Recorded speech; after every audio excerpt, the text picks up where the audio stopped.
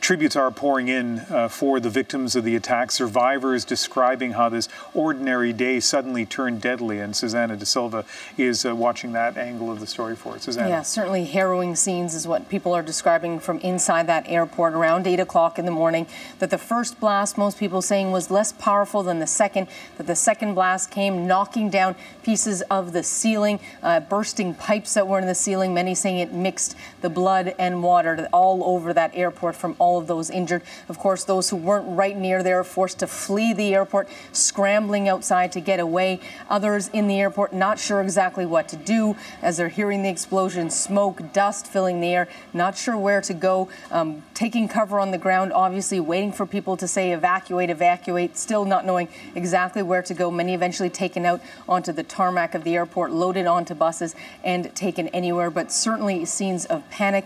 And here's how a couple of people who were in the airport describe it, the first man being a baggage handler at the airport. I heard a gunshot and what sounded like Arabic. Then I heard boom, an enormous explosion. Afterwards, people ran to the lift and others took the escalators. 2 old people who came towards me, I saved them. I put them in the lift, but they didn't want to let go of me. I just went to the toilet and then like after 5 minutes I hear an explosion and all the ceilings is going down. And then I just go under the sink and then the second explosion went and then everything is black. And I see, when I go out, I see a lot of people with blood and I just run out of the airport.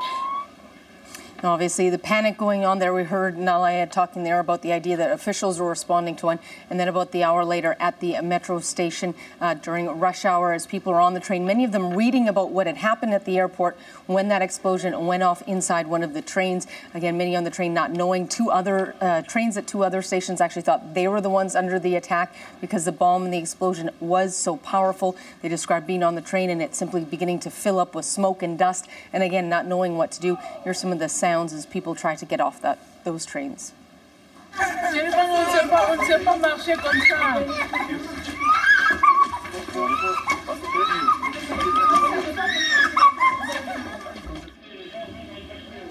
And again, people there in the dark, not sure where to go. Many unsure if they should get off the train, not knowing what could possibly be waiting for them on the outside, but making the decision to try to scramble out. Those who could were able to get out of those stations, and many of them being treated on the sidewalks outside, the walking wounded, so to speak, while many others seriously injured and killed, obviously, inside that train station. Here's how a woman who was on one of those trains described it. I'm in shock. I was in the first carriage. I saw an explosion, a flash of light, and then the whole metro exploded. The windows came in, the doors opened, and everybody dropped to the ground. And Susanna, what are we learning about some of the victims and some of the people who were injured in the attacks? Yeah, slowly some of the information of those individuals who were involved are coming out. We now are hearing about a group of missionaries from the United States. There were 4 of them there. They were dropping one of their colleagues off at the airport. They were injured, 3 of them seriously injured. There's a spokesperson for the family speaking about one of their injuries. Some burns, I understand, to perhaps his face and his hands, but the biggest concern is about his foot. And it sounds like his ankle and his heel was hurt the worst by some flying debris or shrapnel. And so we are starting to hear some of those stories about how badly people were injured, and of course people gathering, those we saw there all evening tonight, to leave flowers and candles to pay tribute for those killed and injured. And we'll have more on this when we're back in a couple of hours. Thank you very much, Susanna.